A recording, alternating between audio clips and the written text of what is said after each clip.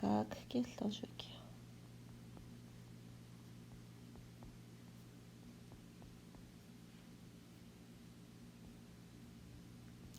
태블릿 샀다가 계속 버려놔서 노트를 선생님도 오랜만에 써서 어색하다. 그러나 너희들에게 도움이 되길 바라며 통일신라도 마찬가지로 우리 영향 관계 표시 계속 했었죠. 어디 영향을 받았겠어요? 우리 회색으로 계속 했었지. 통일신라도 중국의 영향을 받습니다. 네, 이번에는 좀 눈여겨봐야 될 것이 중국만이 아니라 인도의 영향도 받아요.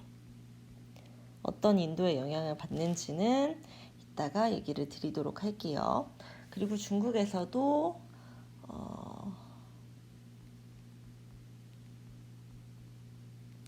수나라와 당나라의 영향을 많이 받은 시기라고 할 수가 있습니다. 예를 들어서 회화. 오늘은 선생님도 이 체계를 고려랑 조선까지 합쳐서 지금 한 페이지로 만들 예정이라 좀 수정이 될 수 있으니까 이거는 연필로만 오늘은 필기를 하고 마무리하도록 할게요. 볼펜으로 따로 안 하셔도 괜찮습니다. 아까 신라 것까지만 제대로 정리를 해주세요. 그리고 회화 불상, 그리고 공예,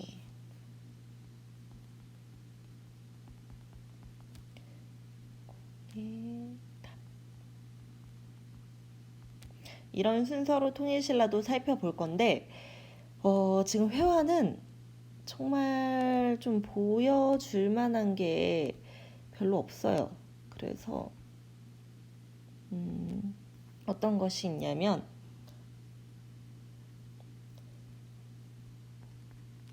아이고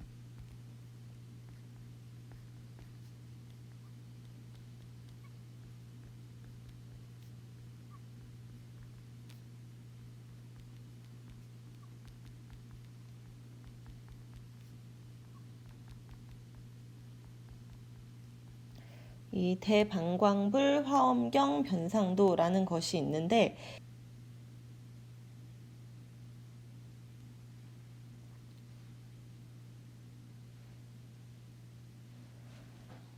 지금 여기 오른쪽에서 보는 것처럼 이렇게 부분만 남아있는 상태예요. 이렇게 지금 타다 남은 아니면 오래돼서 그런 건지는 모르겠는데 이렇게 흔적만 남아있는데 그래도 통일신라 시대에 남아있는 회화 작품이라고 볼 수가 있습니다.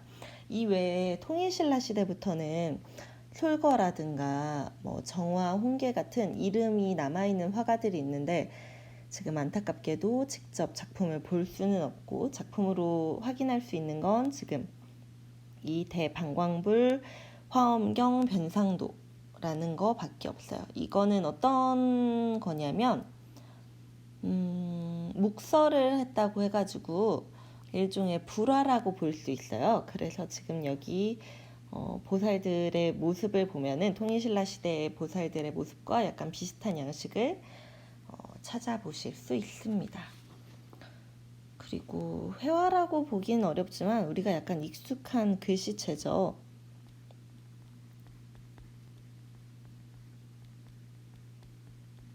해서체라는 글씨체도 유행을 이때 했습니다. 그래서 이때 뭐 이름을 날린 사람이 바로 최치원.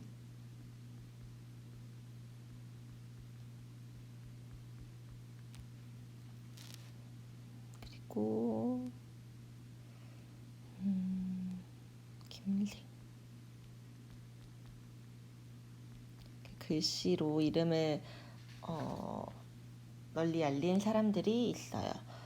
그 다음 불교 조각이 정말 중요한데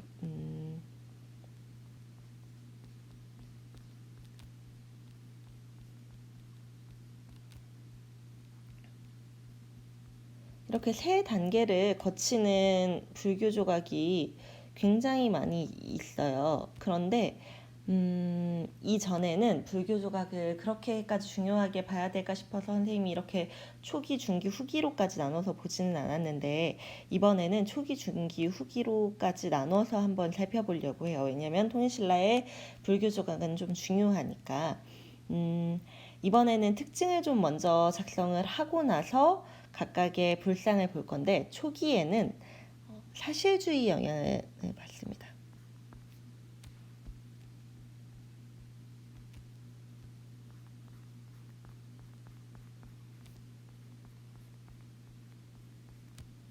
그리고 중기에는 이게 이상미가 아주 높아져. 이상적 사실주의. 그래서 그냥 사실주의가 아니라 조금 이상화시킨 거죠.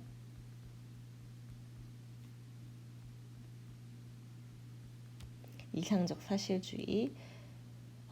그 다음에 후기나 말기의 보통의 특징이기는 한데 그때 후기에는 어떤 것이 유행을 하냐면 어떤 특징이 있냐면 이 좋았던 이상미가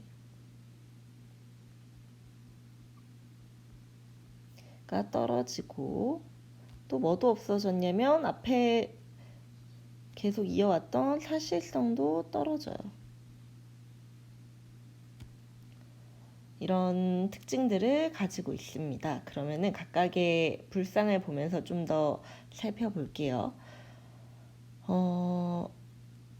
초기에는 불상이라기보다는 불교 조각이라고 할 수 있겠죠. 뭐 부처님 상은 아니니까 사천왕 상 중에 하나인데 좀 유명한 것으로 하나 보여주고 싶은 것은 초기에 보여줄 불상은 바로 이 이름은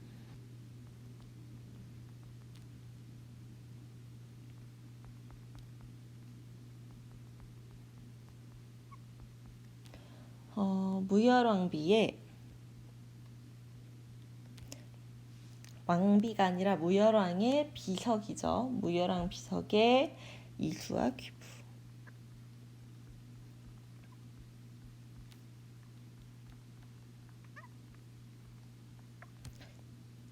귀부예요. 그래서 자세히 보면은 이런 부분 선생님 이걸 대체 어떻게 사실적이라고 할 수 있나요? 라고 할 수 있는데 굉장히 섬세하게 좀 표현을 하고 있어요. 그런 점. 그래서 지금 우리 입장에서는 이걸 사실주의라고 볼 수 있나? 라고 생각할 수 있지만 이 시대 때만 해도 이런 뭐 얼굴의 각도나 이런 콧구멍이나 이 거북이의 비램이나 이런 점이 굉장히 사실적이었다는 거를 상대적인 입장으로 바라봐야 이해를 하실 수 있을 것 같아요. 그래서 이때는 이게 꽤나 사실적인 작품이었다는 거를 알아두시면 좋을 것 같아요. 그 다음에 중기에는 중기 작품을 갔을 때 더 이해가 잘 갈 것 같은데 중기의 대표적인 불상은 바로 더 말할 것도 없죠. 석굴암 본존불이죠. 그래서 이거는 정말 잘 기억을 해 놓으셨으면 좋겠어요. 그래서 석굴암에 있는 가장 중심이 되는 본존불이에요. 지금 보면 이 불상이 굉장히 어떤 면에서 사실적이라고 하는 거냐면 지금 이런 부분 보이나요? 여기 이런 겨드랑이 같은 부분, 이런 손가락 부분, 그리고 비대미 같은 거, 이 발바닥 어디라고 하면 좋을까? 이런 부분 굉장히 섬세하게 표현을 해놓고 있거든요. 여기 살이 접힌 부분이라거나 이런 부분들이 섬세하게 표현이 되고 있다는 거를 알 수가 있어요. 그러면서도 얼굴 표현 같은 코 같은 부분 보면 약간 단순화되어 있죠. 이렇기 때문에 그냥 무조건 사실적인 게 아니라 약간 이상화된 사실주의다. 그리고 뭔가 정돈된 느낌을 볼 수가 있거든요. 그래서 이런 의미에서 이상적 사실주의를 보여주는 작품이라고 할 수 있습니다. 그리고 또 하나 봤으면 좋겠는 게 선생님이 저번에 시무웨인 여원인 했었잖아요. 시무웨인 여원인에서 시무웨인은 이렇게 오른손을 들고 있고 그리고 여원인은 이렇게 왼손을 들고 있는 거였어요. 근데 이번에는 이건 뭐냐면 이렇게 해서 항마촉진이라고 합니다.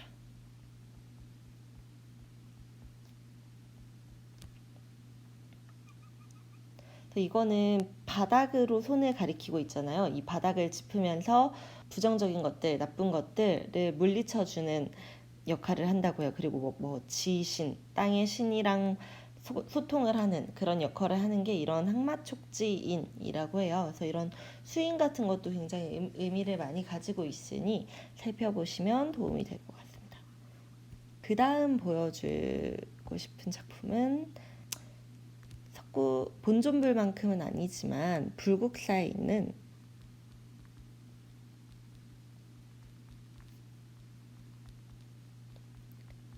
금동 비로자나무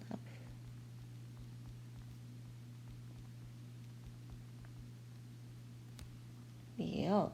얘 같은 경우에는 지금 손 모양이 어때요?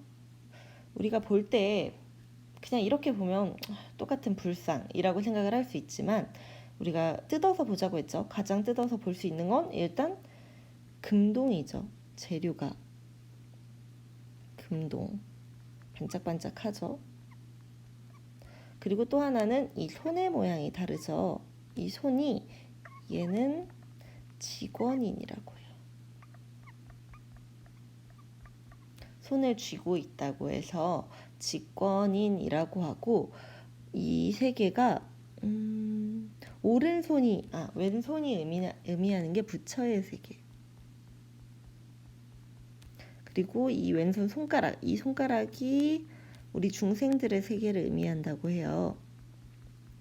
그래서 부처의 세계로 중생들의 세계를 뭐 감싸 안아준다 이런 의미를 담은 불상이라고 합니다. 그래서 불상마다 이런 수인이라고 표현을 하는데 손의 사인마다 담은 의미가 다르다는 거를 알아두면 좋을 것 같아요. 그리고 마지막으로 후기의 작품을 볼 건데 느낌이 바로 딱 달라져요. 후기의 작품은 약간 다른 종교의 영향을 받습니다. 어떤 종교냐면 한국사 시간에 배웠겠지만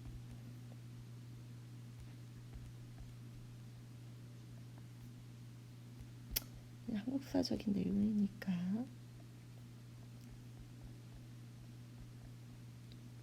선종의 영향을 받기도 하고 호족들의 미의식이 드러나요.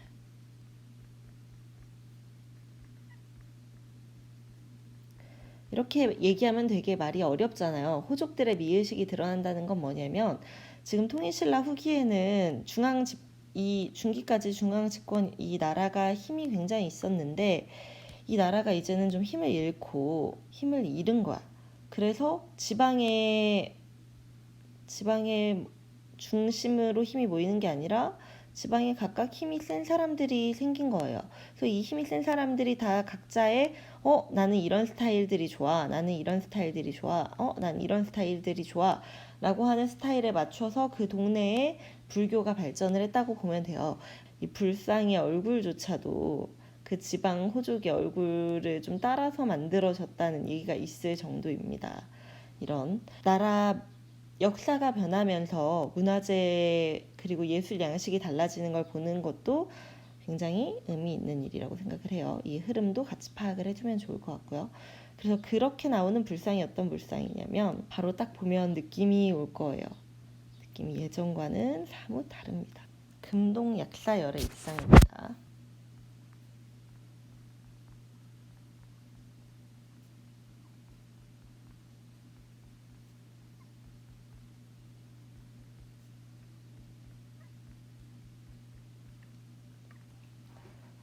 그래서 지금 여기에 손에 보이지는 않지만 원래 약사열의 입상은 여기 이런 데다가 뭘 들고 있어요. 물병이나 뭐 약처럼 보이는 것들을 둘 중에 한 손이라도 들고 있는 경우가 많이 있고 이런 약사열의 입상이 나오는 이유는 후기에 나라가 어려워지면서 이제 어딘가 나를 돌봐줄 그런 불상을 더 찾으면서 이런 약사열의 입상이 유행을 한다고 합니다. 약사 뭐 우리가 생각하는 이런 약물을 들고 있는 모습이랑 똑같아요. 우리가 생각하는 약사를 대입해서 생각을 하셔도 될 것 같습니다.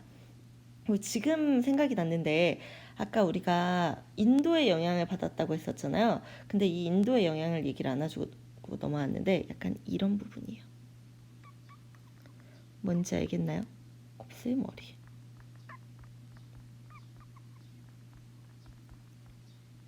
이때 인도 불상의 영향을 받아서 이 머리 스타일이 이렇게 빠글빠글한 아줌마 파마 같은 머리 스타일이 나왔다고 알고 계시면 될 것 같아요. 디테일하게 볼 것이 많죠. 그리고 벌써 비레미 자체가 좀 달라요.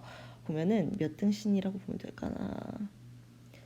거의 한 3등신 정도라고 보이죠. 그래서 이런 미적인 것들이 달라졌는데 이거는 이렇게만 봐도 이분은 굉장히 안정적인 비대감을 가지고 있죠. 근데 여기에 더 대단한 건 뭐냐면 자, 1, 3, 2, 4 이게 어떤 1, 3, 2, 4를 얘기를 하는 거냐. 여기에서 여기가 1, 3, 2, 4 그래서 이런 비례미를 굉장히 중요시합니다. 이거는 이따가 석가탑 다보탑에서도 나오니까 한번 살펴보면 좋을 것 같고 통일신라가 그냥 시각적인 화려함을 추구한 게 아니라 안정감과 비례미, 이상미를 추구했다는 것을 알 수가 있는 대목이. 그리고 또 소개를 하나 더 해준다면 마찬가지로 손가락을 얘는 보림사.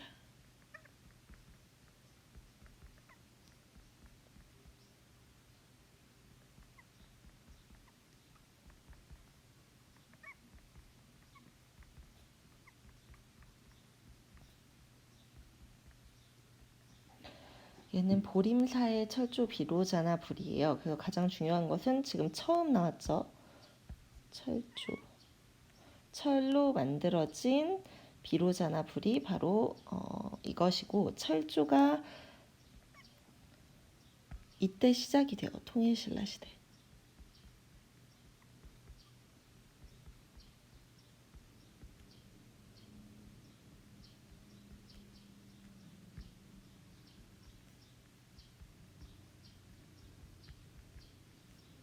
저는 사실 이 표시를 더 많이 씁니다. 시작됨 세 글자 쓰기가 힘드니까 통일신라 후기에 출연을 한 게 바로 이 철조 비로자나불이에요.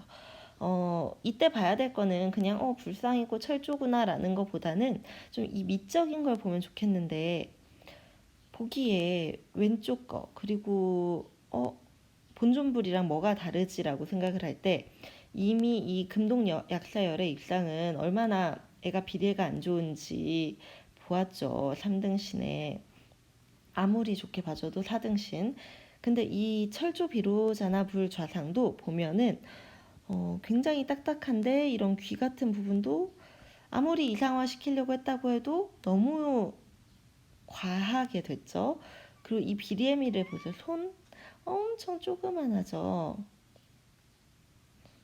약간 귀여울 지경이에요. 너무 귀엽잖아요. 이 손만 보면 너무너무너무 귀여워요. 근엄한 표정이랑 달리. 그래서 이런 것들을 집중해서 보면 좋겠고 문화재를 봐버릇하면서 이런 비례미라든가 안정감이라든가 디테일한 표현을 볼 수 있는 눈을 기르셨으면 좋겠습니다. 왜냐면 지금 이 네 개를 볼 때 이걸 모르고 본다면 그리고 자세히 보지 않는다면 이건 다 똑같은 불상이니까. 그리고 오히려 반대로 이게 지금 중기구 말기구 혹은 뭐 통일신라구를 몰라도 된다면 우리가 굳이 이렇게 불상을 분석하는 게 중요하지 않다면 어떤 눈을 기르는 연습을 하는 거냐면 이걸 하나의 그냥 조각상으로 디테일하게 보는 연습을 한번 해보는 거예요. 귀 부분, 손 부분, 그리고 전체적으로 봤을 때 다시 BDM이 혹은 이런 표현, 왜 이런 손 모양을 했지, 왜 이런 손 모양을 했지 하는 표현을 자세히 보는 연습을 한다고 생각을 하시면 좋을 것 같습니다.